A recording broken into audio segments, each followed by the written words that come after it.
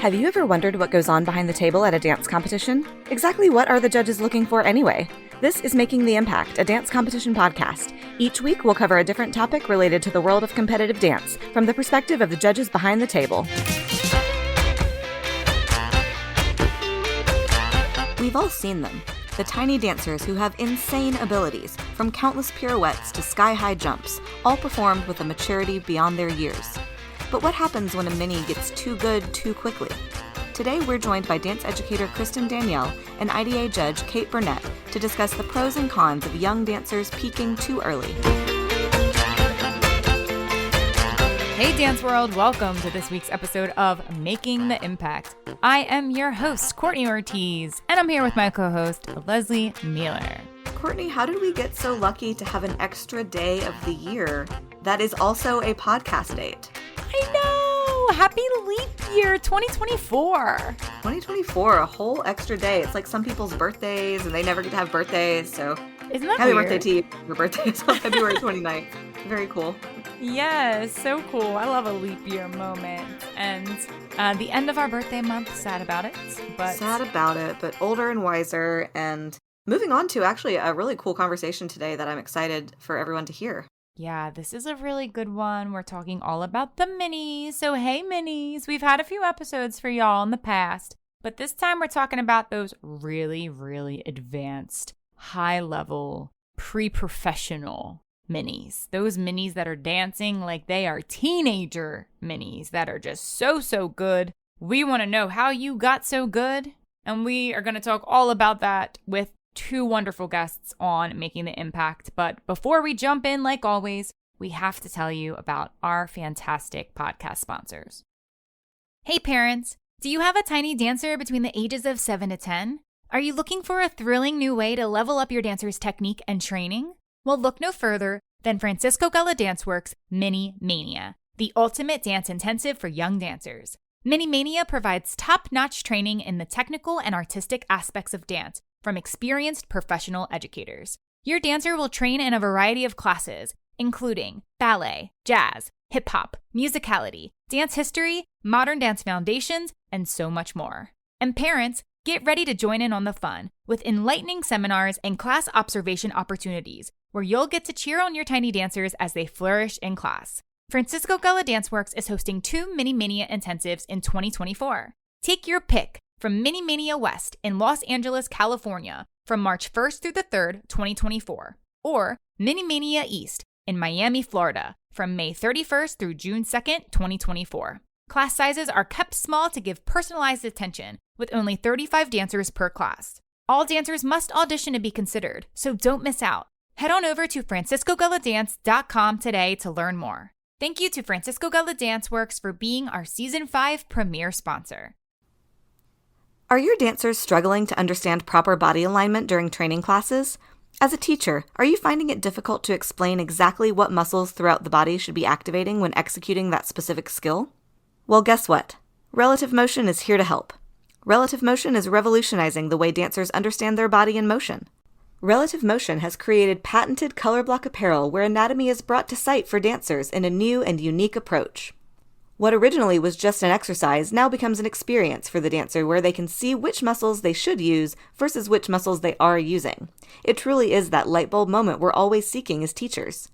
Within Relative Motion's teacher training program, teachers will learn exercises that use anatomical cues and coordinating colors so dancers of every age and level can understand what their goal is and how to get there. Visit their website to learn more about their unique patented training apparel, teacher trainings, and in-studio workshops at relativemotiondance.com. And if you want a 10% discount on apparel packages or upcoming training, use our exclusive podcast promo code IMPACT10 at checkout. Unlock the potential of incredible technique and growth within your dancers through Relative Motion and see the results for yourself. Jumping into minis who peak too early. What does that exactly mean? Well, I'm sure we've all seen them at competition. Those fantastic minis and juniors, and even the little tiny 5-year-olds who are doing things that are so beyond their years. They are just extremely high level, pre-professional, overly advanced, tiny dancers. And they've just done it all at such a young age already. It's I've always said I want to be a fly in the wall at that dance studio to learn and know how dance teachers are getting tiny dancers like that doing flips and double leg catch turns and triple pirouettes nice and clean. I mean, it's very, very impressive. But also, there could be some disadvantages to peaking too early as a mini. And we are going to talk all about that today on this week's episode with 2 brand new guests on Making the Impact. The first guest that I'm excited to welcome is a brand new judge to the IDA roster this season. I'm excited to get to know her. She's also a New Yorker, so yay for NYC judges. I'm excited to welcome Kate Biernat to the podcast. Welcome, Kate. Thank you so much, Courtney. It's so great to be here. I can't wait to dive into the conversation. Kate, have our paths ever crossed in the city? They must have. I've been here for so long. I know, because I saw on your submission, you said you've been here for 15 years. And I'm like, but I've been here for 15 years. I'm like, how? So have I. Yeah, and so has Lesley. What? Yes. Where have we all been with each other? Are you very tall? I am not very tall. Maybe that's why. I am not very tall. I'm like kind of in the middle. So I can do all sorts of different things. But, I might have seen your faces around. Lesley, your face looks very familiar. Okay. We have definitely all been in an ECC holding room at the same time at some point in the past 15 years. 1,000% yes. 1,000% yes. Okay, I'm very pleased to have you on the roster this season, and I'm excited to hear all that you want to contribute to this very interesting topic today on the podcast. So thanks for being here and joining us on Making the Impact. Of course. Thanks for having me. And if you wouldn't mind telling the world more about you, where you grew up, your early dance training, any career credits, and what you're currently working on. Yeah, I grew up in South suburban Denver, dancing competitively in that area. I grew up dancing adjacent to Kayla Radomski and Janaea French and Missy Morelli, of So You Think You Can Dance fame, right? They were all in my age category competing. Wow. And so it was a really fun time, trying to see what everybody was going to do and the different kinds of fierce lines and emotions these amazing dancers who have gone on to have amazing professional careers would bring to the table. I took the opposite track. Everybody moved to LA from Colorado. I moved to New York. I went to Wagner College on Staten Island. I got my degree in theater at Wagner, and I've stayed ever since. And I have loved every minute of the audition community, the fierce dance community here in New York. I made my off-Broadway debut last summer in a brand new work called Mistress Lover. It's a 2-person play. Ooh, which was terrifying. Well, because, as a dancer, we're always so used to having music and choreography to kind of, I don't want to say hide behind, but use those tools to tell our stories. I only had words. There was no music. Wow. There was no singing. There was no dancing. It was just words. And there were only 2 of you. Yep. Wow. The entire time. Sounds like my worst nightmare. Same. It wound up. But good for you. Thank you. It wound up being significantly more fun than I thought it was going to be. And it was a really good challenge and a really good stretch. Over the past few years, I've been working with a bunch of different dance competitions, and I'm really excited to be with Impact to, kind of spread my wings with different competitions. I love, love, love teaching master classes and going to intensives and teaching at intensives, because I grew up with such a strong technical background. And now that I have all of this really amazing storytelling training through all of my time in New York City, it's really fun to help dancers flex their storytelling muscles, especially from a studio setting. Yeah. Because I feel like, at least as far as my dance training was concerned, we weren't as focused on telling the story. We were more focused on, all right, let's do all of the turns and 32 fouettes on the left, 32 fouettes on the right, 64, the whole 9. So I got here and I could turn like crazy and I could jump like crazy, but I didn't know how to tell stories in a meaningful way. And so that's been really fun in New York, learning how to integrate storytelling into that quality of movement, which is awesome. So, and I dance with the honey taps, and I love dancing with the honey taps. We have a great time. Awesome. Very cool. Yes. Yeah. I love that you said that about storytelling, because I feel like that is really, really true, and especially specific to New York City professionals who then go into teaching. I feel like my mindset as to even judging, even teaching, what's the story? What's the intention? What are you dancing about? Like, that is always the question. And I never really learned that until I was as a professional dancer, telling those stories in productions and in theater and in musicals. So it does really shift your perspective a lot. Yeah. Yeah. And being a strong technician is like the baseline, right? You want to know that you can hit those turns, that you can jump as high as you can jump and do it correctly physiologically without hurting yourself. But then like that extra flavor of story, that extra flavor of intention, like it just makes it so juicy. So if you see me on your roster of judges at any of the competitions, just know that's what I'm going to be looking for. You better be turning that story on, y'all. Exactly. Awesome, Kate. Well, we're excited to have you here on the pod. Thanks so much for joining. Of course. All right. And our next special guest who is joining us is someone who I'm just now meeting, but I've actually had the pleasure of watching her in my jazz class recently at the Streets Dance Convention. She was hanging out in the back, absolutely killing it in my jazz class. And I was like, oh, she is so fierce. I have to have her on the podcast. She's also going to be bringing the Florida dance scene side of things to this discussion, because I think that there's something in the water down there in Florida, because those minis are fierce down there in Florida. So I can't wait to hear from her. I'm excited to welcome Krysten Danielle to the podcast. Welcome, Krysten. Hi, thank you for having me. I'm super excited to be talking about this because I feel like I'm a little bit at fault for why that's like that.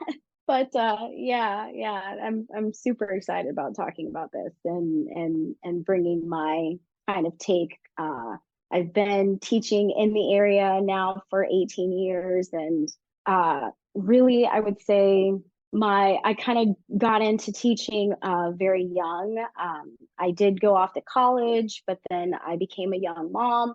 So that was more of my focus. I still took class, I still trained and went to conventions and things, but I took the fact that I became a young mom and this experience and kind of being on the outskirts of like the competition scene at that time, and what I was learning, and in conjunction sort of figured out how to teach through that, and became I spent about 4 or 5 years as a young children's director. So I had a lot of heavy focus teaching 2-year-olds, 3-year-olds, 4-year-olds, 5-year-olds.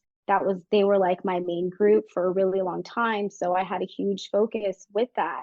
And then now over the years, it's developed into where I kind of mainly focus on ballet and then generalized technique, where we're working, parallel, working turnout most of the time. But I do work with a lot of littles. And I mean, it is crazy how many littles I wind up working with. And one of the biggest things for me is if I can give you basic, good training that you can understand at your age level, then we can totally go on the opposite spectrum and try to, do the fun things and do the hard tricks and then everything else, as long as I'm still giving you this other foundation as well. So I've kind of just developed that over the years and had some partnerships with, I had one with Apollo Performance for a little while where we were talking about body physics, this concept that I come up with if you're mindful about how you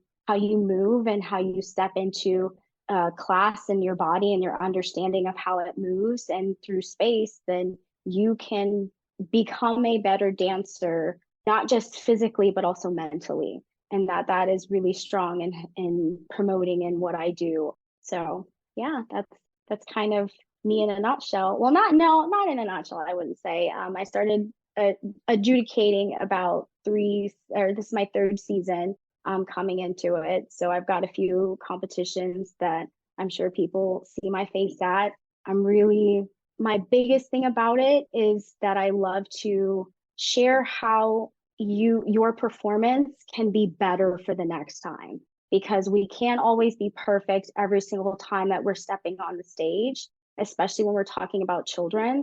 So it's, can I give them something that they're actually going to walk away with, knowing when I go into the studio, I can work on this. This can actually become better because of what was said to me. And even if it's the same thing we hear in the studio, maybe I'm saying it differently, but then also coupling it with like, okay, this is what you did well, this is what we did great, so that you're constantly feeling this sense of it's worth what I heard. So I try to bring that not just in a private lesson or when I'm teaching class, but especially when I'm behind the table, that when you're listening, it's worth hearing. And that's very important to drive, especially in that Florida dance community with so much of the tricks and the everything going around. It's, you kind of have to find your little bitty niche. And I think that I focus a lot on foundation with kids, in addition to throwing them the tricks and the hard things, is really what's made, at least for me, a successful career over the last,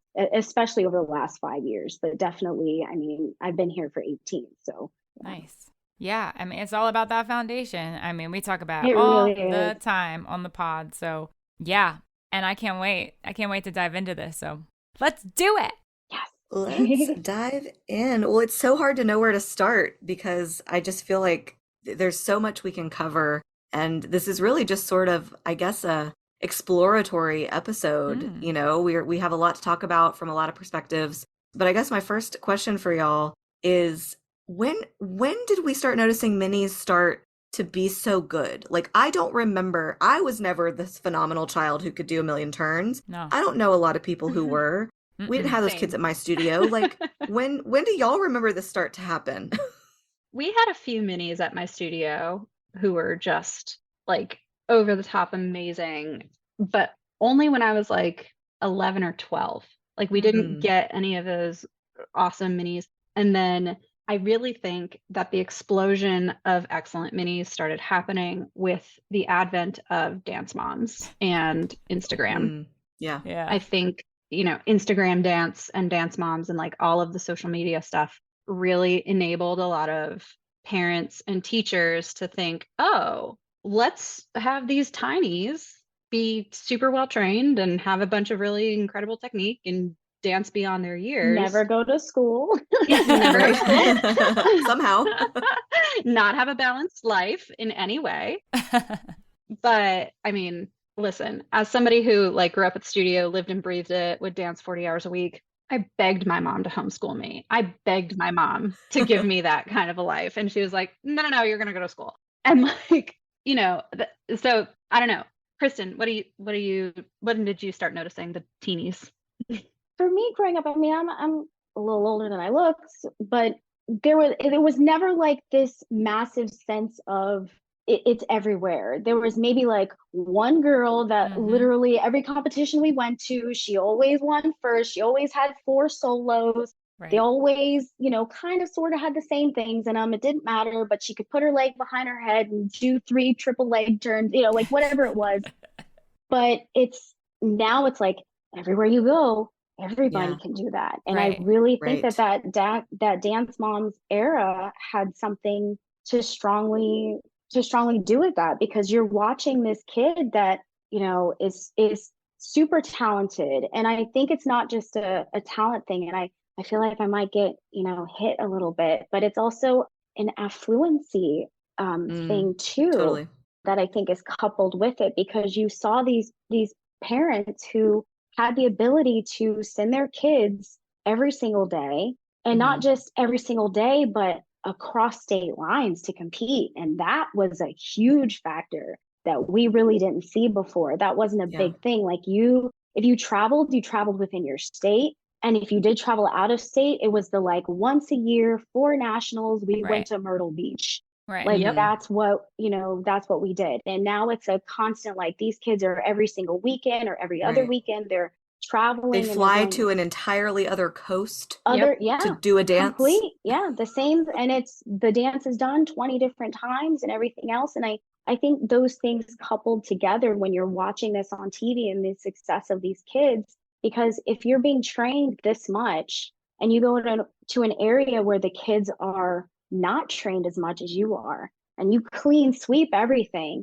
and you do it repeatedly all the time, you build this sense of like, this is what it takes to be a winner. And really a lot of us didn't grow up like that. A lot of us are really good dancers. These kids look up to us. They tell us that we're good dancers. They want to dance like us, but we did not have that same upbringing. Yeah. You know, we didn't have the same thing. So I think those two things together have really like pushed and made a very harsh competitive realm Right. for these kids. So even if they're talented, they still have to, like, you still got to get the private lesson. You still Yeah. gotta, show up for every class. You still gotta do this. You still have to do that. Oh, you're not going to this competition? Like, you need to go to this one.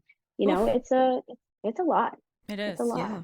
I think it's funny that you mentioned, like, if the girl who's sweeping the competitions and trains every day happens to go to an area where they're not doing that, it's like, well, then that the one girl from that area who danced 3 days a week at a reasonable level and was the one, she ain't the one anymore. Hmm. Like, it's kind of crazy because, like, that kid was probably excellent. Yeah. Yeah. But then here comes the kid who takes 6 days a week Mm-hmm. every single day. And it's like, oh, Yeah. this is hard. And This is hard that's for my yeah. brain to why comprehend. there's levels now because Yep. Right. people are like, Right. no, I can't compete against someone who trains six days a week when my kid only trains 3 days a week. So, that's Oh, yeah. exactly why that Oh, yeah. that started Yeah. to come about. Yeah. I mean, when I was growing up competing, like you said, we wouldn't cross state lines until nationals. Like, we would Mhm. compete at all of our regionals. And growing up in Denver, we were very lucky. There were lots of really awesome competitions that would come through, and we felt like there was a good amount of competition that we didn't need to go to anywhere else. But some Mm. people did start doing it when I was a sophomore or a junior in high school. There were a couple of girls who'd be like, "Oh yeah, I'm going to Oklahoma so that I can just go win." And it was like, Mm. "Oh, so your mom is going to go and buy you winning a competition, Right. essentially." Right. That because it's socioeconomic driven too. Like, Kristen brings up an amazing point. Like, the socioeconomics of dance is really difficult to wrap your head around when it's free to move your body, but the education of it Mm. is Mm. expensive, right? Wow. The Yeah. passing down of that knowledge is expensive. Very much so. Very much so. Wow. That's a great, y'all got to pull that out and put that somewhere. Upcoming podcast episode. For The sure. cost of I dance. see it a lot. The cost I of see it dance, a it's lot. free to move your body. I mean, it is. And, so I think too, on that line of thinking, so we saw the advent of the social media and people realizing, oh, these kids can do all these things. And the studios ran with it. Mm. Oh yeah. Because it's, and that's the thing that's interesting too. And obviously everything's a business. And if there's somebody that's going to pay money for my child, my 7-year-old, to come do private lessons every single day, And to potentially be famous. I guess I'm going to take your money. Yeah. Yeah. To because fame doesn't really have a price. And how many parents are living vicariously through their kids in giving them this training so that they can have this sense of accomplishment that their kid is accomplishing something. And their kid probably wants it too. Their kid is like, yeah, this is really cool. It's glamorous. Look at all those likes these people are getting on Instagram. Look at how Mm. famous they're getting. They're getting jobs. Like, how cool, how cool, how cool. Without any kind of concept of all of the consequences, all of the very related consequences of what it is to be internet famous, of what it is to be pulled out of school all the time for dance. Mm. You have to really want it. And that kind of goes to one of the points of your guys' questions of do they burn out too early when they're this good? Mm-hmm. Mm. I don't know. Yeah. I'm sorry to jump ahead, but No, that's No. fine. Well, I want to ask Kristen, because Kristen, you're in a studio regularly, yeah? Mm-hmm. What are your, and here's another question. Do you have advanced minis at your studio? Absolutely. What's their schedule look like? How often are they dancing? What are they doing in class? They're not doing a jazz square and a pivot turn. Oh, no. So I would say, given any Monday through a Thursday, depending on what time they get out of school, they probably have maybe anywhere from 1 to 2 private lessons that they start the day with. And then they have class, maybe 3 classes, sometimes 4 classes, depending on what it is for that day. And class can be ballet. They can have a jazz contemporary, because they kind of split the two depending on the teacher. They'll have tap. They also will do, acro class, depending on which studio that I'm at, because I kind of teach at a few different ones. Some of them do aerial, and some of them are, Wow. a little more musical theater driven. So they're also in other, programs where they're doing plays and things like that. So it can get to where you're seeing kids at the studio from, I don't know, 3:30 in the afternoon till 8:30 at night. Oh, yeah. And we're talking like a 7-year-old. Yeah. Crazy. Yeah, depending, or you'll have them, maybe 3:30 to 7:30, again, depending on the day, but anywhere from 4 to 5 hours in that Monday through Thursday. And then they might have one of those nights that's like their later evening, and then a little bit earlier on the other nights. And then a lot of them will take another private lesson on Friday, another private lesson on a Saturday. And then we've got, team rehearsals on Saturdays that are anywhere from, depending on which group they're in, 2 hours or 4 hours and what they've got going on. And then if they feel like it, they'll do another private lesson on Sundays, because that's what they do. And Wow. then depending on the family, some families are hard, like, no, we don't do Sundays, or we don't do Fridays, or they'll cut a line somewhere, but a lot of it is a very much like, you go. And once we're at the studio, you're there, we pack our lunch, you're dropped off, I go home, I pick your brother up at this spot, I come back, I drop this off for you, or your dad's picking you up because I gotta do this. And you're seeing the kid all day, every day, weekend after week out. Like, you see them more than your own family, because Right. they're there just as much as you are. And it's like, do you sleep? I mean, you're I describing don't sleep. I mean, you're literally describing what my childhood was like. Like, Really? from when I was, that was my life as well. Wow. Like, I would start at 4, we'd go until 8 or 9, Monday, Tuesday, Thursday. Wednesdays was my late night. I would be at the studio until 10 or 10:30. Oh my God. And then, and then Friday I'd have like solo rehearsals. And then Saturday we'd start at like 7 in the morning and go until about 5 in the afternoon, just depending on like how many dances you were in and which dances we're rehearsing when. Wow. And Sundays were usually off for sure. Yeah. Unless we had like a special rehearsal for like a competition and none of us were like prepared at all. We always rehearsed on Martin Luther King Day. That was like always like our one last ditch, like cleaning. We have this one day. Yep. We've got this day. Don't plan for it to be off. Don't go skiing. Like, you're going to be at the studio all day long. Yeah.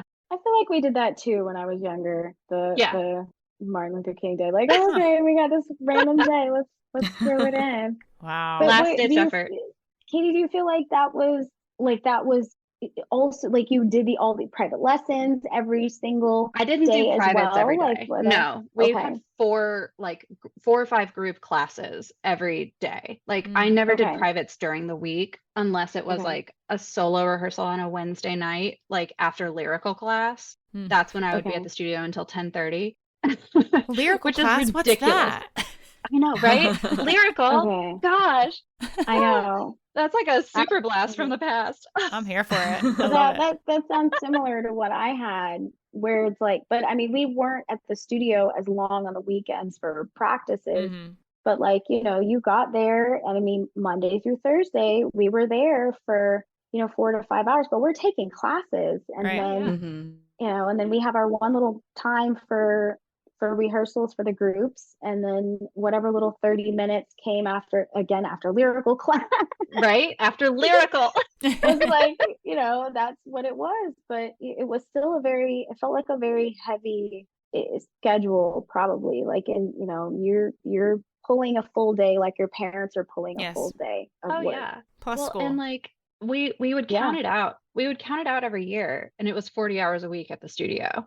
Wow. And as an adult, I can barely get through 40 hours a week of a working job, Exactly. like, much less the 40 hours of school plus then the 40 hours of dance, like 2 full-time jobs. But like, hilariously enough, because I wanted it so much, I would go back and do it all again in a heartbeat. I would go back and, like, studio politics aside and social struggles that I had aside, like, all I want to do as an adult is dance 40 hours a week. I love it.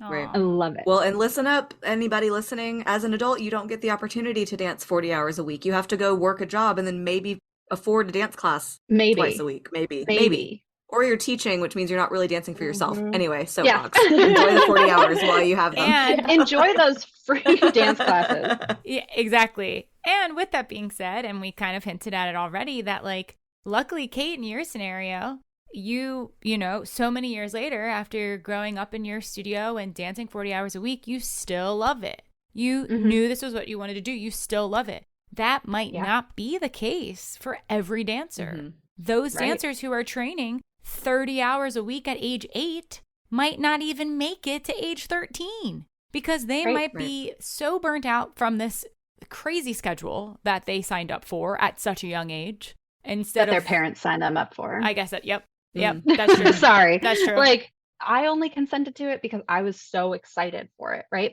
My mom would ask me every year at the beginning of the year, do you want to take this class? Are you sure you want to take this class? You'll be there every week. We're going to, like, we had real conversations. Like, this is what this means to make a commitment. This is what this means. And I would beg her because I would always want to be in like the cool small group or like the special guest choreography. And I knew that the more I trained and the more I was in class, the better opportunities I would have for company auditions the next year and which group placements I was going to be in the following year. Like, I was always striving for more. And yes, we did do private lessons. Like, as I started getting older, like, I think when I turned like 10 or 11, like, my mom really made sure that I wanted it because she was like, she and my dad were like, we would have pulled you out. Like, we didn't want you to do it. Like, all my mom wanted me to be able to do was be on the Palms team in high school. That was it. Like, that was her goal. She was like, cool, mission accomplished. She got to be on the dance team, score. Meanwhile, she like totally got me into this amazing life passion that I like never, ever, ever want to stop doing. Like, I'm obsessed with dance. I love dancing. I love moving my body. I love the freedom. I love when I hit that perfect quad and like hold it. Like those really awesome like turns in second or a really incredible like jump. Like I love dancing. Calling all minis. Do you have a dancer between the ages of 7 to 10 who loves to dance? Are you looking for additional training intensives for your mini? Then you'll definitely want to attend Francisco Gala Danceworks Mini Mania. The Mini Mania Dance Intensive will give young dancers a head start by providing the necessary tools to understand the fundamentals of training from a technical and artistic capacity. Dancers will participate in a variety of classes throughout the intensive, like ballet, jazz, hip-hop, musicality courses, dance history, and modern dance foundations. And parents also have a chance to jump in on the fun with informative seminars and class observation opportunities to watch your tiny dancers blossom through their love of dance. Choose your coast and join Francisco Gala and faculty at one of their Mini Mania intensives this season. Mini Mania West is taking place in Los Angeles, California from March 1st through the 3rd, 2024. And Mini Mania East is taking place in Miami, Florida from May 31st through June 2nd, 2024. Class sizes are limited to only 35 dancers for a personalized experience, and all interested dancers must submit an audition to be considered. Deadlines are coming up quick, so head to their website now to learn more about this exciting intensive for your dancers. Thank you to Francisco Gala Danceworks for being our Season 5 premier sponsor.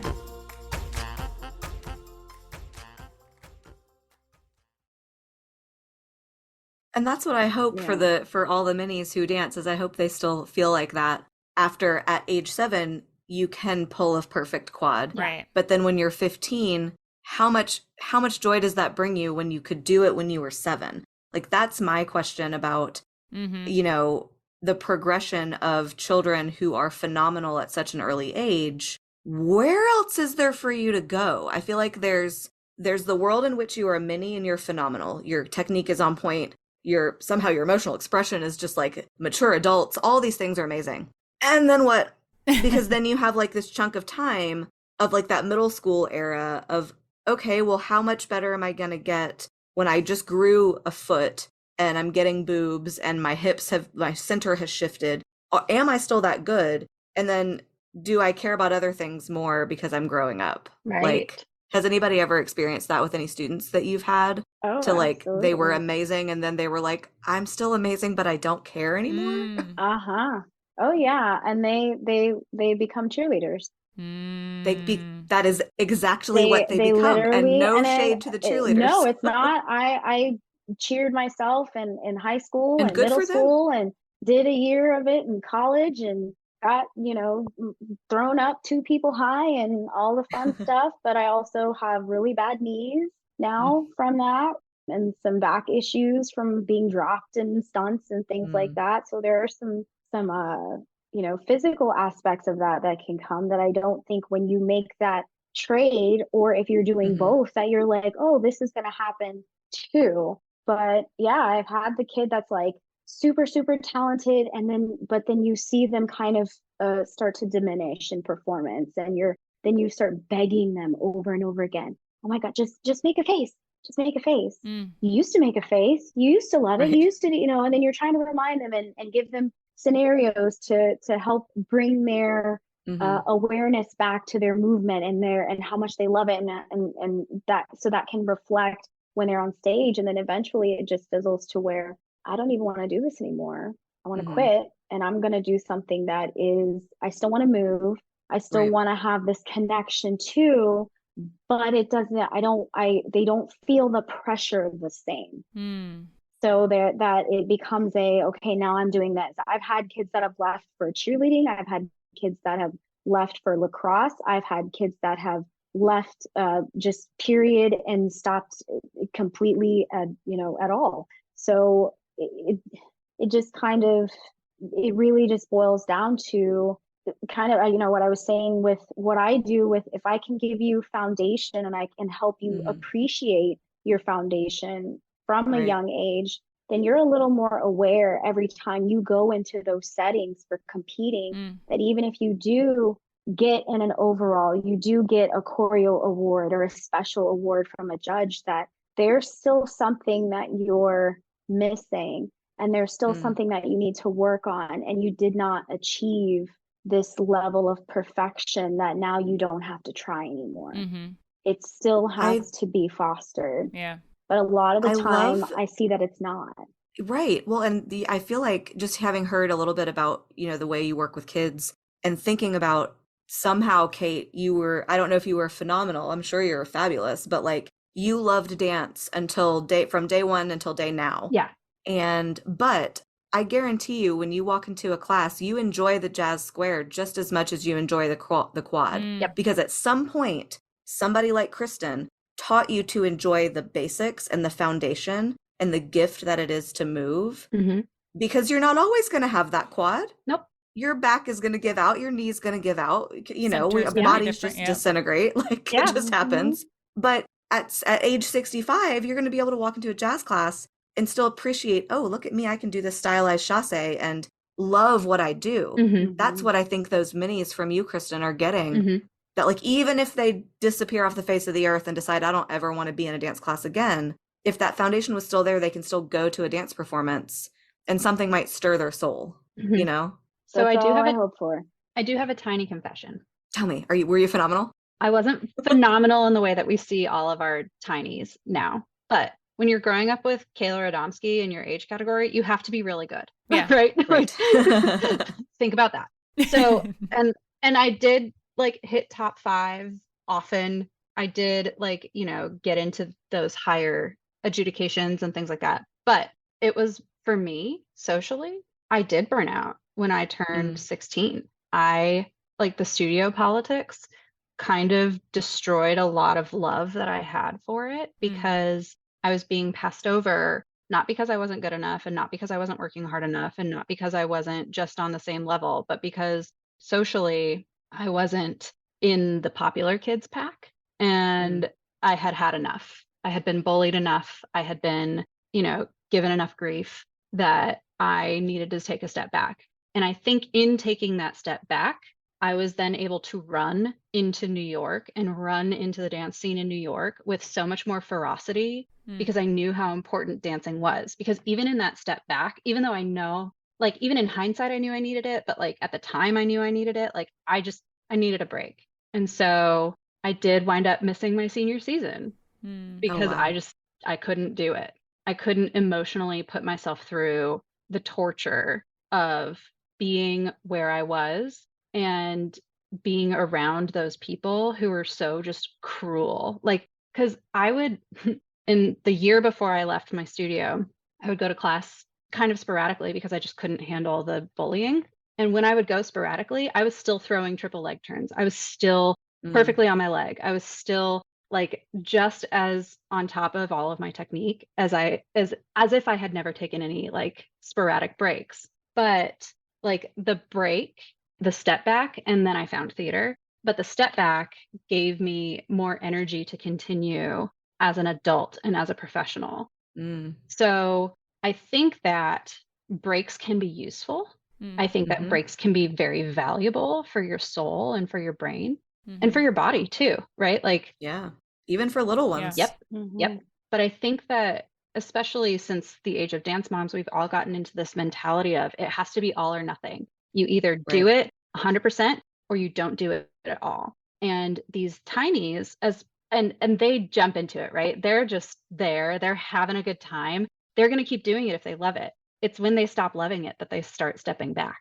Yep. It's when they stop loving it and stop being fully invested in all of the stuff and, you know, reaching new heights that they're like, I'm good. I'd rather hang out with these friends. And it is hard to say no to going to birthday parties every single weekend. Right. It is hard to say no when you've got Girl Scouts and you're not selling as many cookies as the rest of the girls in your troop. And you're like, well, I just wanted to win the cool turtle stuffed animal. Like, why can't I sell enough boxes of cookies? Well, because you have dance. Like, and that's a valid choice. But I think kids aren't, I think especially today, kids are much more focused on being together, especially after the pandemic. Like, I can't imagine being in social situations as a kid now and, you know, having been separated from my friends for as long as I was. And then you have this opportunity to be together, especially like, you know, they know how precious this time is, but then they also don't know how to interact with each other. So it's just like kind of this weird thing. Yeah. And the minis had a lot of time to focus on dance. They had a lot of time. That's true. To just be in the studio. Yeah. So I think in me hearing this, and then I think parents also hearing this, so in order to be one of these crazy fierce minis, quad turns, you know, crazy leaps, I mean, all the things, it sounds like you have to dance a lot. We're talking 30, 40 hours a week. We're talking privates, all the things. Yeah. In y'all's experience, because I just got, here's a preface for why I'm asking this question. I went to my niece's gymnastics class. She's almost 3.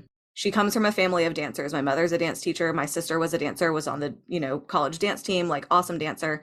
I'm a dancer. Maddie Rose, not a phenomenal, you know, gymnast, no stretchiness. She's not flexible. She follows directions really well, but like, you know, it's like you're going to have your cute little pre-ballet class next year with, you know, Miss Brenda, grandma, and that's going to be it. It's going to be fine.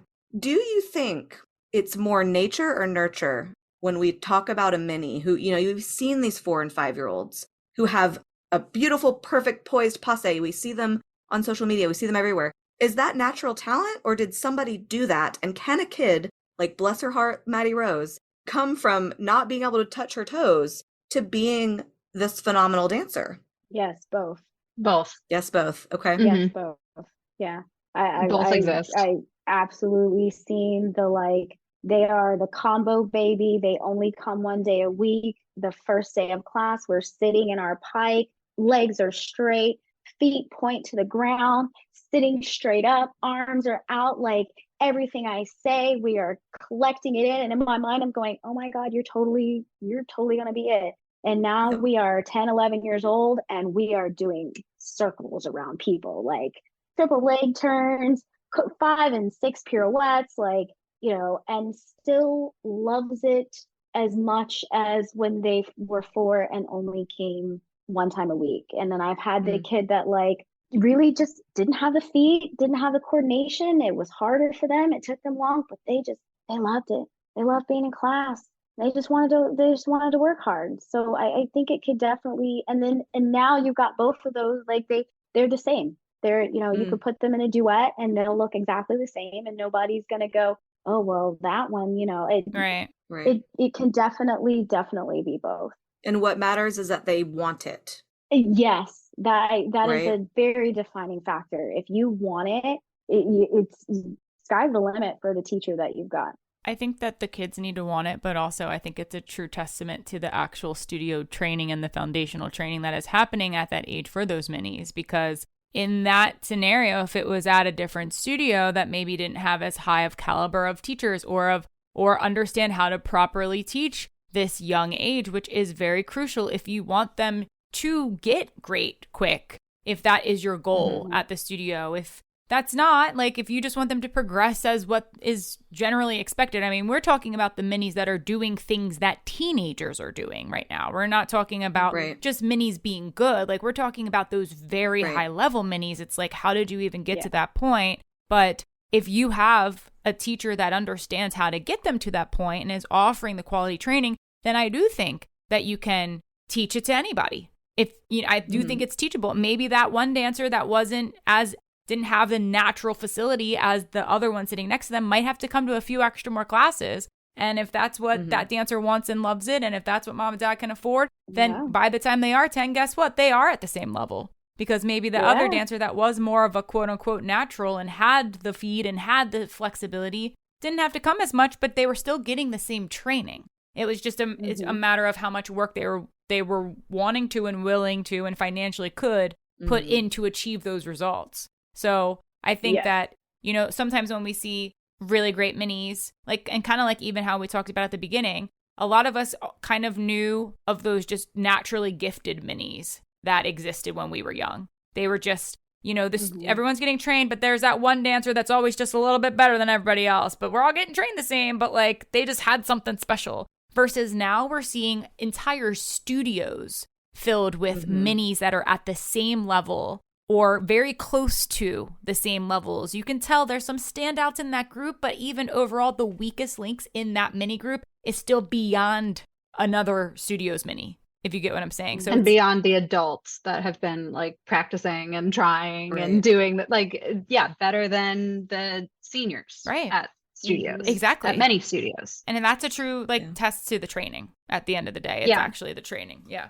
What I do worry about, though, with those tinies and all of that really intense training is how safe it is for their bodies and how much strength is behind all of that flexibility. Because one of the really amazing things about being so tiny is that your ligaments are stretchier and your joints aren't fully developed yet.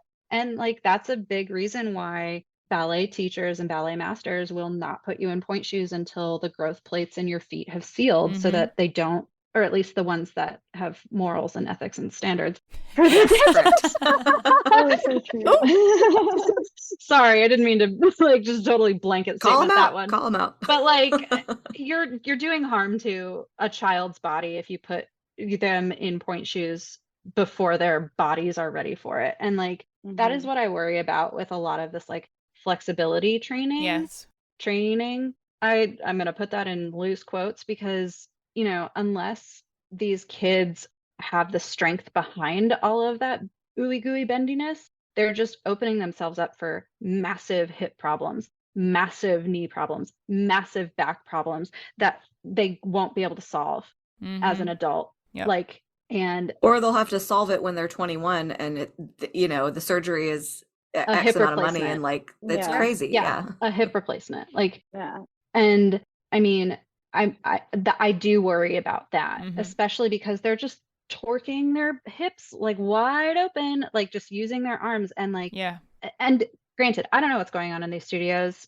Krysten knows better about what's going on in these studios than I do because I'm not teaching minis. I'm judging them, right? But I'm not watching them work through their core. I'm watching them not protect their backs when they're doing all of these really amazing acro tricks. I'm watching them just kind of fling themselves around.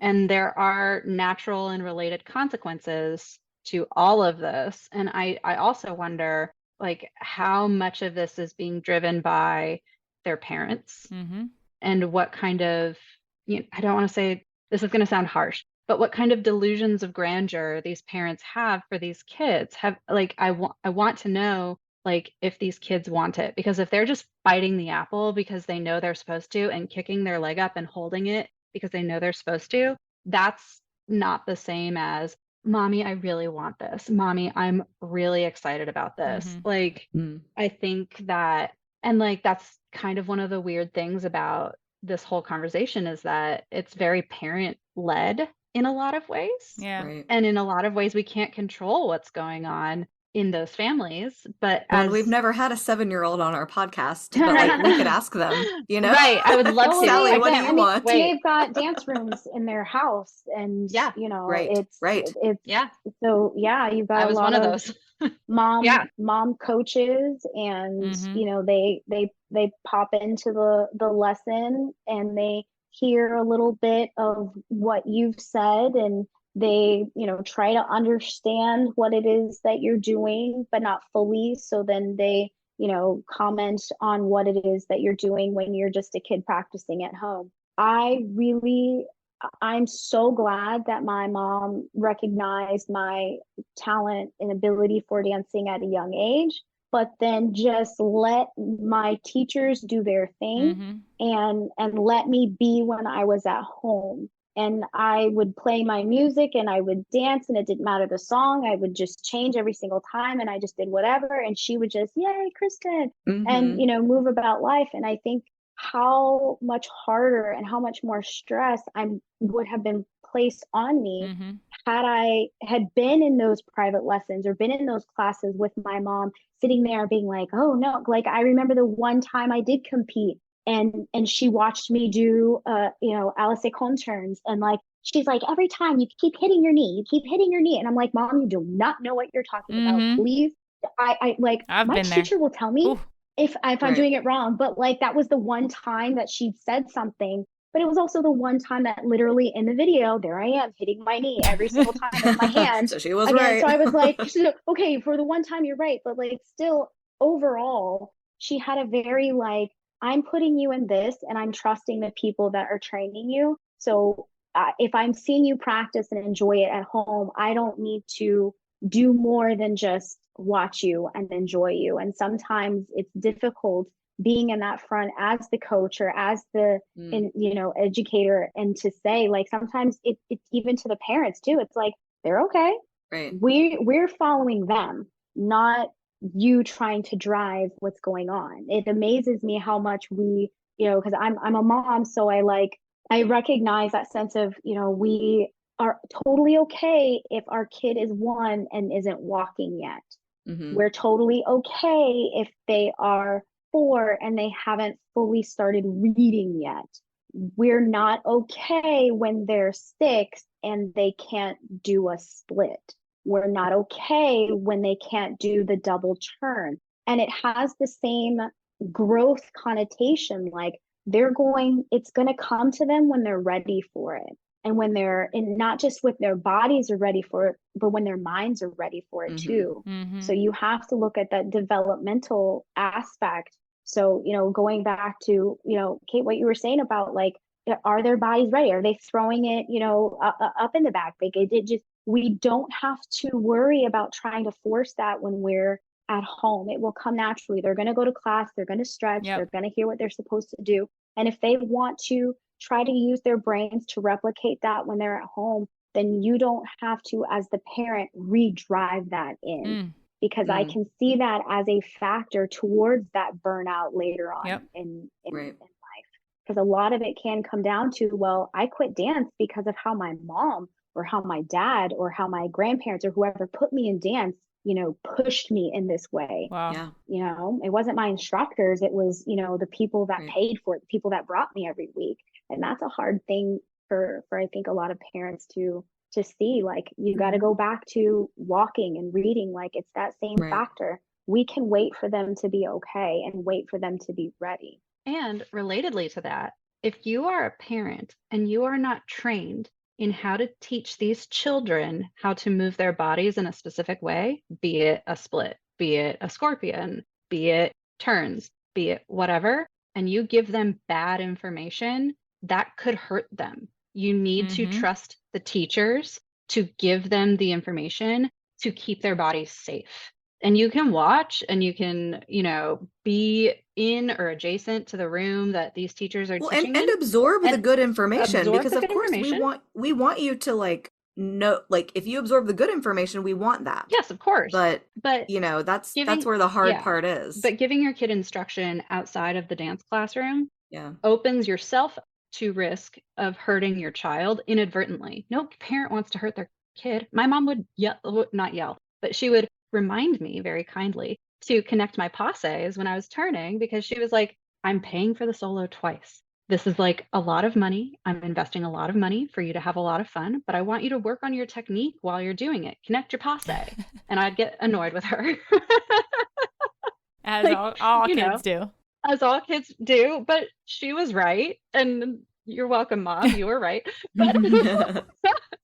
But like, on a fundamental level, if you want your tiny human, your 3, 4, 5, 6-year-old to be really excellent at this dance thing, and if they're driving it too, you're doing them a disservice by trying to instruct them by yourself without the professional there. And that's another big safety concern. Especially with social media But- right now, and how everyone thinks you Right. can just learn things on the internet. Like we can just watch this Instagram account and they'll teach me how to do my turns better, and they'll teach me how to do my splits better, and they'll teach me how to do my scorpion better. And it's like, I mean, and I have a love-hate with all of that content in general. Personally, like I feel like there's a lot of things like that I could contribute to the world, but at the same time, I'm like, I'm not even gonna go through it because Can open up that can exactly. of worms. I don't want to be liable for that. I don't want to be that person that's Right. watching how to do a pirouette better. And like, I don't know. Right. There's just too much misinformation out there that it's all at our fingertips, that people can just click and watch and think that's right, when there's a lot of people that unfortunately are teaching incorrect technique on a lot of these social media platforms. So you cannot trust them. Like you are paying for your teachers at your studios to teach you these skills. Do not rush ahead. Do not think that you have to have this to be competitive. Like, it's truly a huge problem with social media that is leading to all of this pressure from not just the parents, but also a lot of studios. A lot of dance studios who don't know how to train some of these skills properly, and then they're teaching them to dancers incorrectly, even if they're quote unquote ready for them. But then, even worse, teaching them before they're ready for them. And like, that's a whole nother podcast episode for sure, because it's a huge issue in our industry. But I mean, I'm really glad, Kate, you brought up the safety issue. I remember specifically, I saw a studio last year, I think I was judging, and they had out of this world minis. I mean, just even the way they held their body, the way they carried themselves, their posture, their focus. They had like 6-pack abs. Like, you could see every muscle in these little tiny baby dancers' body. And they were like 6 years old. And they were doing some of the most unbelievable acro and things that, I mean, I wish I could do. But it got to a point where I actually couldn't even enjoy it because I was really scared for them. And granted, they were doing it well and they were landing fine. Like, but then there were a lot of things that they were like almost pulling their hip out of their socket. And like they were going so into their hypermobility that it made me cringe in my seat. It wasn't enjoyable. And they're 6 or 7. And I'm just like, I can't believe that no one else feels the way that I feel when I watch this. Like, are you just impressed by this? Or are you feeling about their longevity? Are we just taking this in for this moment and like, wow, that is a very talented 6-year-old? Or where is a 6-year-old going to be when they're 11?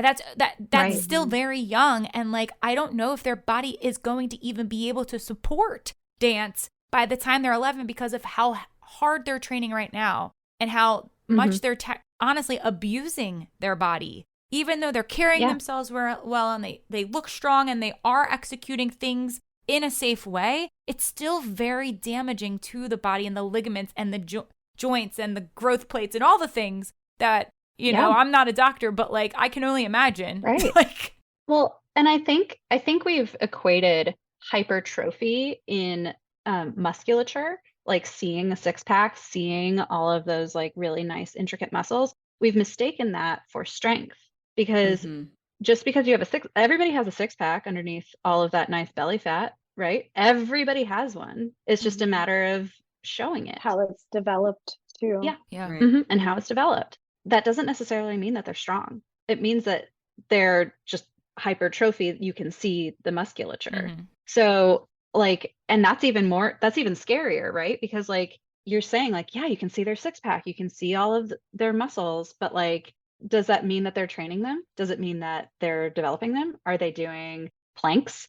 Because that's like a really nice, safe way to develop all that nice core strength. And, you know, are they doing the thing that I did for a very long time, which was stabilizing with my back? Mm-hmm. I was stabilizing with Mm. my back instead of my core. Yep. And that turned into a huge issue where my back was spasming Mm-hmm. and I had to have PT for 6 months because I couldn't figure out how to knit my ribs together and pull up my TA and pull my belly button to the back of my spine because I was using my back Yep. instead of my core. Yep. Like what we don't know what these kids are doing and we don't know the safety of what these kids are doing. And like at least dance teachers are trying to teach in a way that they were taught, right? And like that's all that dance teachers are doing. There's no like certification, which is unfortunate. Right. But like There's plenty of them, but it's not required that anybody Yeah. do them. right. Yeah.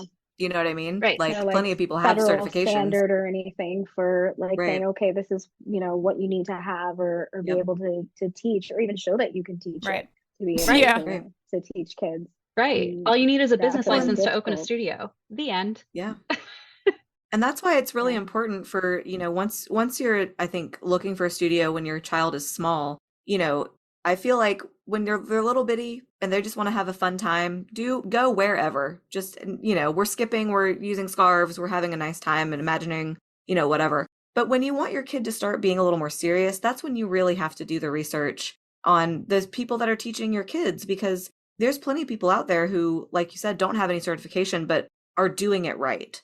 And then there's people who are doing it wrong who do have certifications. Like you have to physically be there. You have to watch a class, go watch the recital, go watch the YouTube video, like really see what's happening. Find a friend. Here we are. Hello. We have many people on this podcast that you could email. Yeah. Reach and say, out to can us. you please check this studio out? Because I don't know Yeah. if this is safe. Like this feels, you know, whatever. There's resources to figure this out, because that's like the worst thing I think that could happen, is that your kid is being trained improperly, and then 10 years down the line you're like, oh crap, well this is because she did this when she was 6, like, you know. Yeah. I mean, finding out who was at the studio the longest for those parents, like when you're searching, you know, like, okay, I was a dancer and now I have a daughter and I want her to be a dancer and now she's 5, like I want her to compete and do all of these things. When you're looking, if you're start asking questions, like if the studio has been around for a while, you know, go later in the evenings when it is those advanced classes, start asking around to the parents, who's been here the longest, how long have they trained here, who was here since they were a little kid, what do you like about it, you know, what are things that make you stay, and you know, what are some things that maybe you don't like, how have they improved over the years. You don't want to get into the habit of thinking like, okay, I've just come to a studio just because I see that they win all the time, and then you get there and then you don't like how things are operating, you know, versus saying, you know, I've had studios where they've been around for almost 30 years and people don't even know that they've been around or been in that area, just because of how they have operated and kept themselves really small, and they compete, but they only go to a few little competitions, but they focus more on training. And when they go to compete, they blow kids out of the water because of how they've done things. So those are questions to really be asking for those parents that, you know, they have young kids and they want to see them progress, you know, all the way through from being 3 or 5 and go on to be 18 and above and still keep dancing. That's a good, important question to be asking, and not of the studio owner or the teachers or like the woman that sits behind the desk, because, you know, it could be somebody's mom or something. Like literally ask the parents who's been here and what is it like. It's worth knowing, so that if you get somewhere, you don't want to feel like if your kid is advanced and winds up being one of those advanced minis, that down the road you've got to jump ship somewhere else because you can't get full training from start to finish. That's a very difficult start thing. to finish, you know, training. I like that. Yes.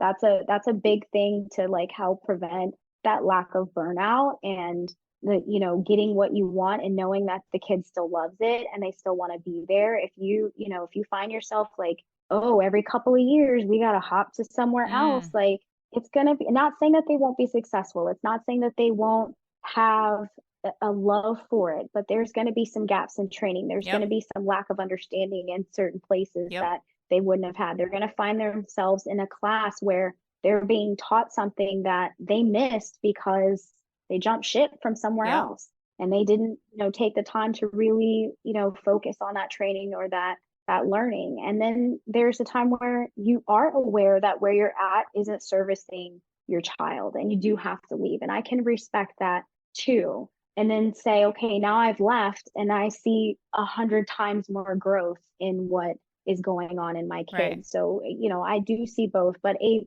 being aware of start to finish training is really important. Yeah.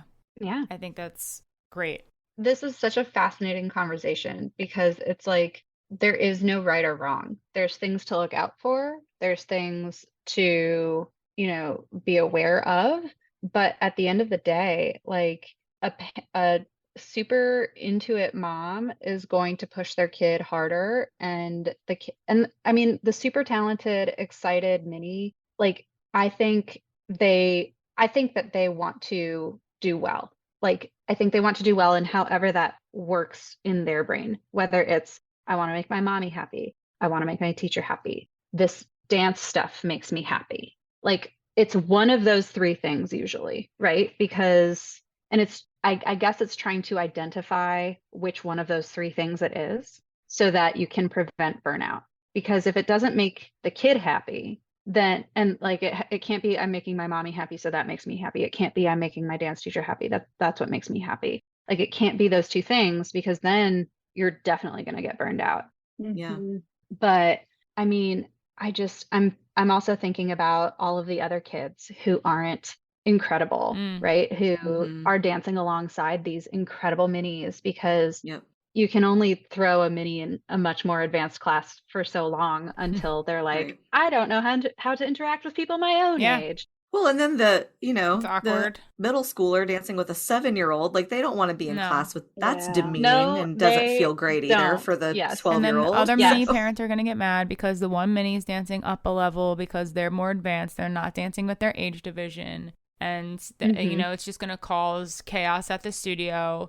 And, then the parent's like, well, should I leave and should I go to a higher level studio that can give me the training that I'm needing? But then maybe that mini, like you talked about, and my point is kind of coming back now, Krysten, where you were saying like the start to finish training and the gaps in the training if you jump ship from studios. And that's got to be true, and that's got to be happening. And you're either playing catch up or you're too far beyond or whatever it may be. But something else that comes to mind too with these amazing minis and what they're demonstrating to us on stage as dance competition judges is, I mean, if you're 7 and you're able to do all these crazy things that a teen should be doing, I mean, the amount of times I've said on the critique, wow, you are just beyond your years. You're dancing like you're 15 years old and you're 8. Like this is, I mean, in a way, I don't really feel like I should be saying that on a critique, to be completely honest. Like it's like absolutely a compliment, but it's also kind of bizarre and crazy. Like, well, I can't believe I'm saying that to an 8-year-old, but here we are. And that's just the dance world that we're living in.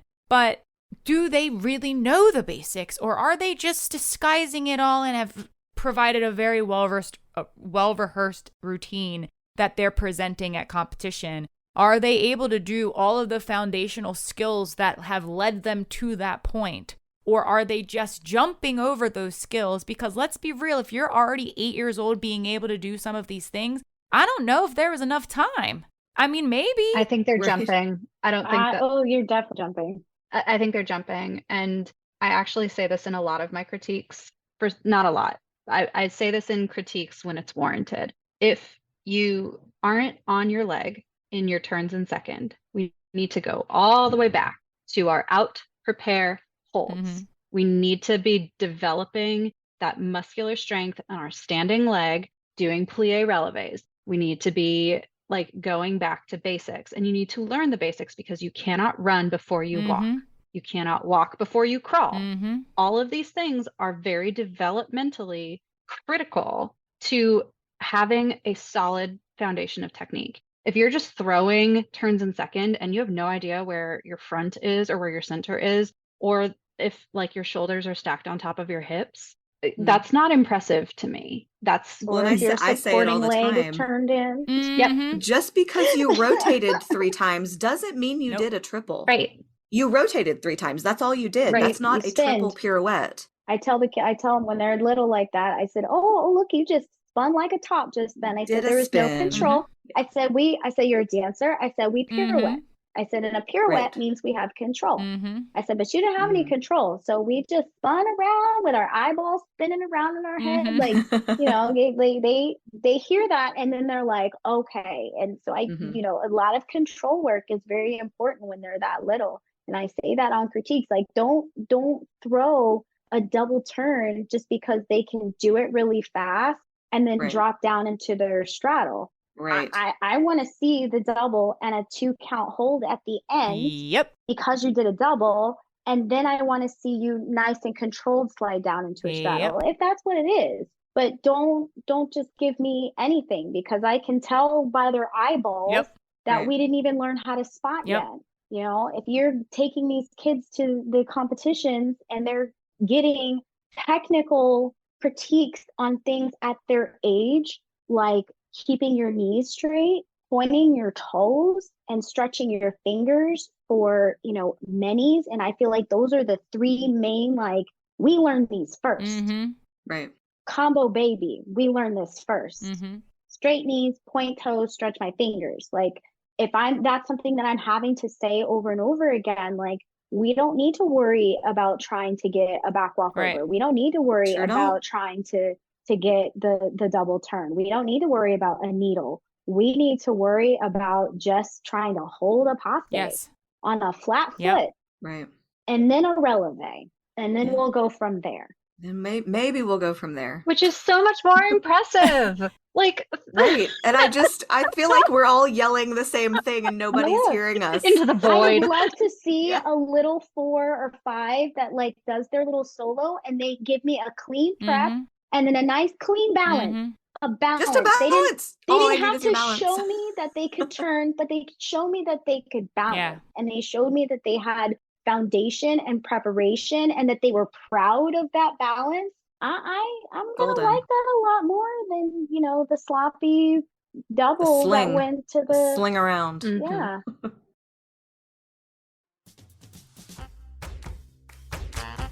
Teaching anatomy in a quick 1-hour dance class is tough for all teachers. But don't you think it's important for our dancers to understand how their bodies properly function? How can we incorporate anatomy training while making it fun, approachable, and consistent? Well, I have the perfect training tool for you. Relative Motion's patented color block leggings. By wearing Relative Motion's leggings while training, dancers will be able to visually see their muscles in action. Relative Motion simplifies the mind-body connection, so your dancers can now see which muscles they should be using versus which muscles they are using. And the results are actually that instant. Relative Motion also offers teacher training programs to help teachers develop curriculum and exercises to unlock the potential of incredible technique within your students. I love what Relative Motion has created for our dance industry, and I hope all studios will start incorporating alignment, conditioning, and safe training practices within their studios with the help of Relative Motion. Learn more about all they have to offer through their seminars, workshops, teacher trainings, and patented apparel by visiting their website at relativemotiondance.com. And if you would like to receive 10% off apparel packages or upcoming trainings, use our special podcast promo code IMPACT10 in all caps at checkout on their website. And if you're a studio owner who wants to host an in-studio workshop with Relative Motion, you can receive $400 off by mentioning our podcast during registration. Thank you to Relative Motion for supporting Making the Impact in Season 5. And now, let's get back to the episode.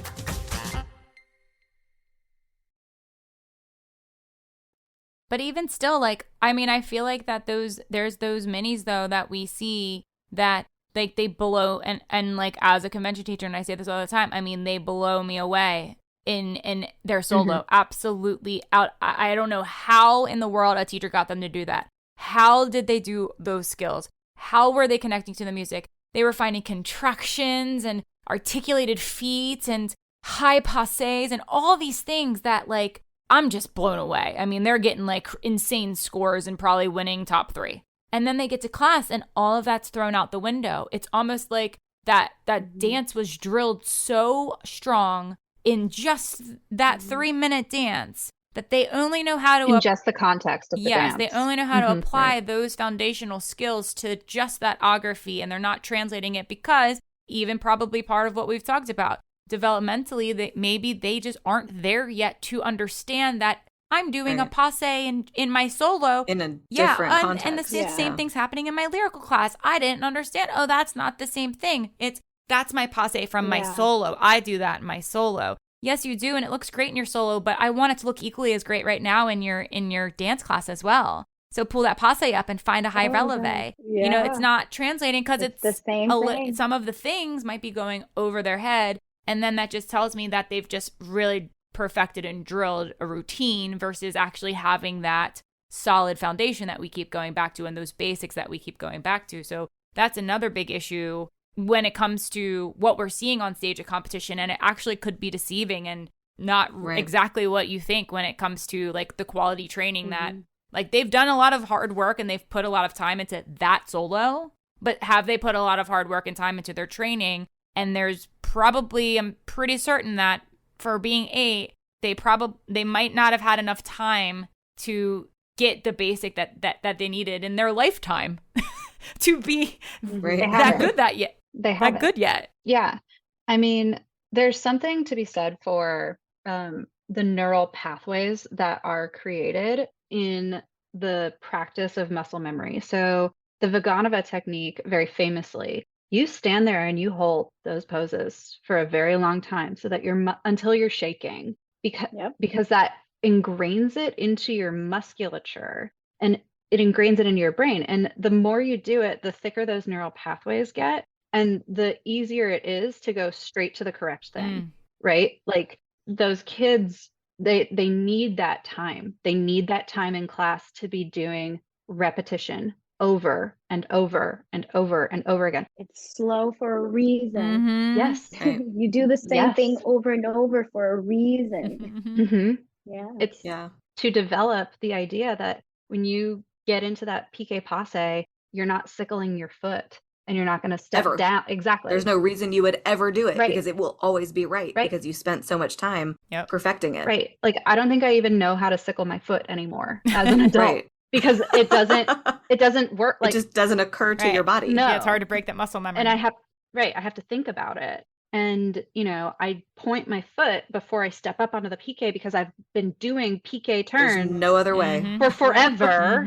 And that just goes back to the fact of like, you know, these minis are being put in situations, I think, that their bodies are not ready for. They're being trained, like Courtney very eloquently said, in context only for the routine so that the routine wins. And all of these people are putting, I don't want to say all of these people. I'm sure that there are plenty of people who really love training minis, who are able to push them to the limits very safely and all of the wonderful good things that we're hoping everybody's doing. But a lot of people, I'm painting with a broad brushstroke, are just wanting the result and wanting the clout and wanting to chase the fame. And that's the 21st century. I mean, that's just across the board, everybody, everywhere, you know, every context, every sport, every, you know, the freaking famous people who cheated on the SATs or whatever. Like, that's just literally everyone just wants the result and doesn't want to do the work. Yeah. And it's just true. And it hurts me because how many kids are we hurting in the process? How many lights are we dimming in the dance world? And, you know, how many injuries are we creating for these children who don't know what the related consequences are for all of the amazing technique that they are executing with no foundational knowledge? Ooh.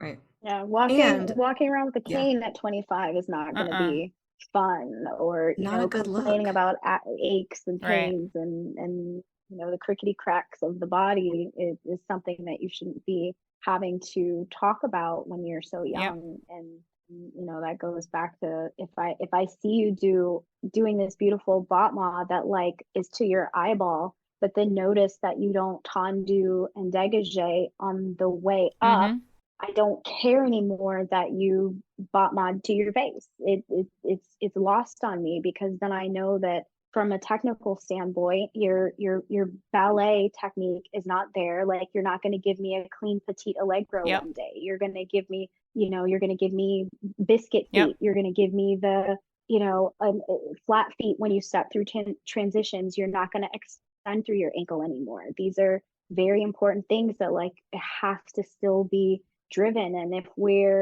it's fun to give the trick. And I tell them that all the time. Like, I don't care about this being up here if what's happening on the bottom is crazy and wild. Like, I look at supporting legs all the time and I talk about it all the time. And that is the hugest way of, for me, showing if a mini is lacking that training, is if that supporting leg is not supporting them. Yeah.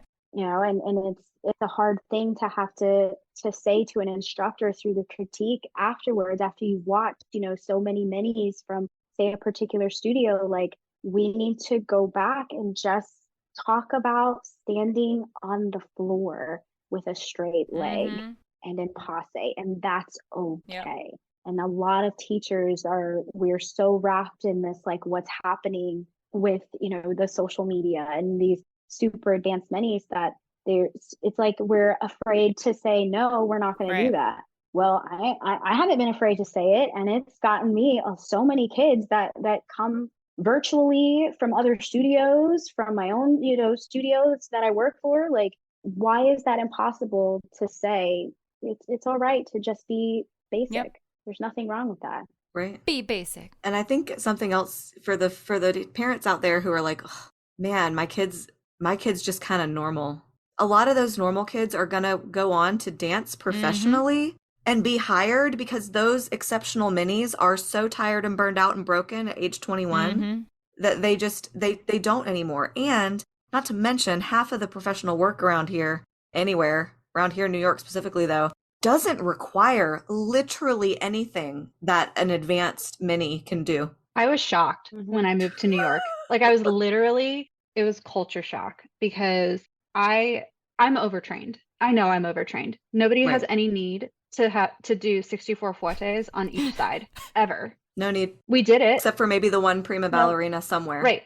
We did it, but the one, right, the singular one, and she's doing Black Swan, and she's really only doing 32, right? Like, nobody needs to do it on the right and the left. Nobody needs a quad. I've never professionally done 4 pirouettes ever in my whole existence. Yeah. You know what I've done a whole lot of? Time steps. You know what I've done a whole lot of? The shim sham. You know what I've done a whole... With a big old smile on your face. Right. Potty, beret, ball, change, pivot. Yes! Like, correct. Yes. Correct. All of these competitions are now so inflated skills-wise that that's what people feel like they need to be able to do in order to be competitive in a meaningful way. I'm so glad you said that, because I say that to my little kids so much when they get upset about the thing. Like, oh, I can't get my aerial. I'm like, you know what?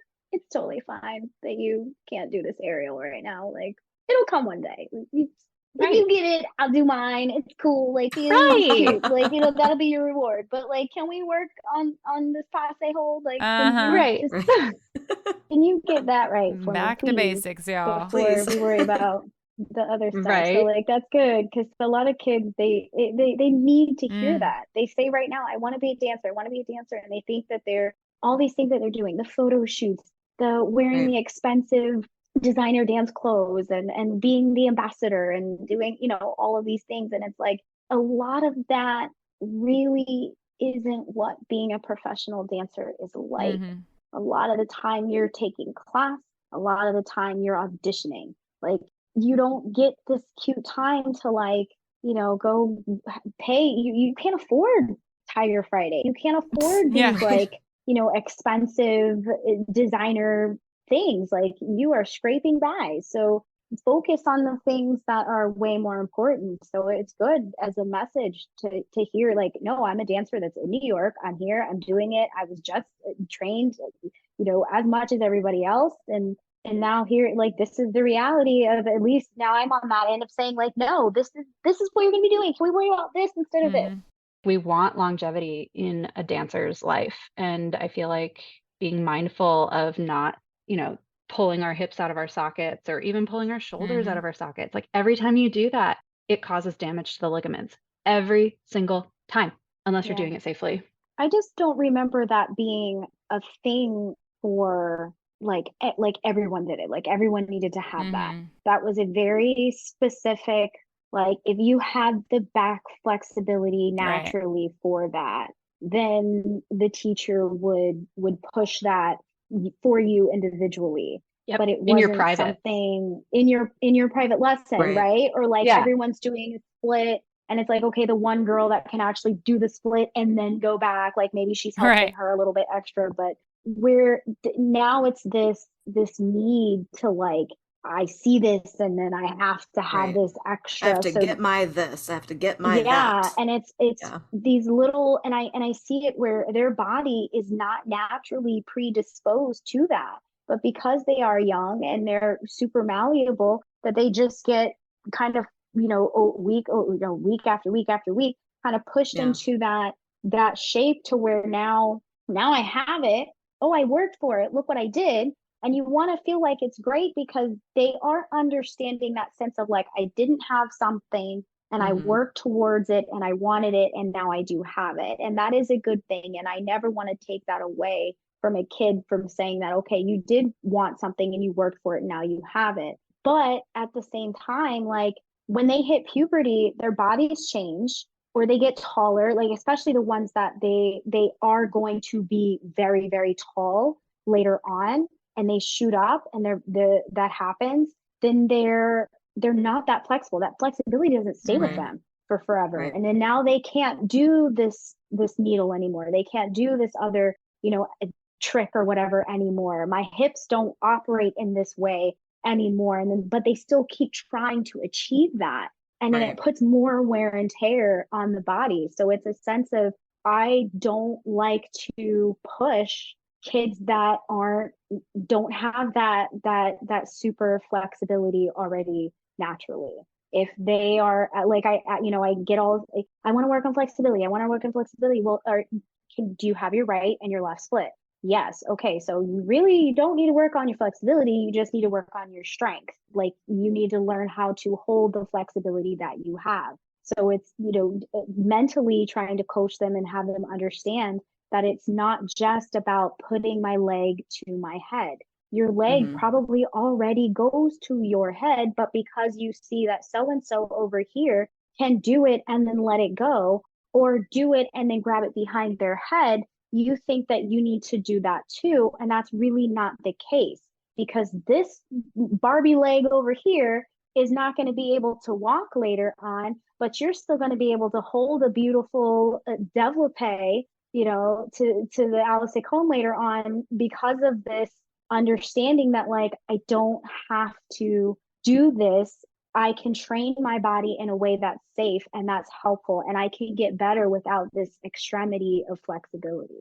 And I think it's important to say this out loud as a professional, but most professional situations do not include soloists. Mm-hmm. Most professional dance situations are Correct. ensemble. So Yep. if you're a superstar and you're always the front and you're always center and you're always soloist, that's really cool. I'm really happy for you. That's like a super self-esteem builder. Keep going, keep doing that. I had plenty of solos. I had plenty of situations where I was front and center. It was awesome. I loved it. I loved every minute of it. It was for me. But as a professional, you're dancing behind the singer. Mm-hmm. Right. Dance, especially in professional settings, is much more ensemble work than anything else. Yep. And honestly, when you become a pro, you realize that it doesn't matter where you're standing on stage because you're getting paid the same amount as everybody else. And you probably don't want to be that front center because you don't want that feature anymore because it's going to hurt your body to do that 8 times a week when you're dancing in the show. Like you shift your perspective very quickly. Unlike how we are when we're young, we have a different mentality. And why didn't I get front? And why didn't I get that feature? And I worked hard. I deserve this. And all of those things. Like, sure, you feel that as an adult and a professional too, but your perspective shifts when you start getting paid and you realize, I'm not getting paid any different to do that. So why am I doing quadruple the amount of work as the person next to me that's doing a step touch and a kickball change? You know, Right. like Right. changes very quickly. Yep. Oh, And like, Oh, having the foundation is what's going to get you those jobs. It's not going to be the tricks. It's going to Mhm. be, can you tell a story? Can you have a nice high releve? Can you do a clean time step? Can you? and can you do it 8 shows a week and not get hurt and then have to call in a replacement? Yep. And that's, where I was saying your normal dancer parents, your run of the mill, I'm a middle row dancer. Those dancers get hired and they're safe and they have longevity because they didn't overextend themselves when they were children.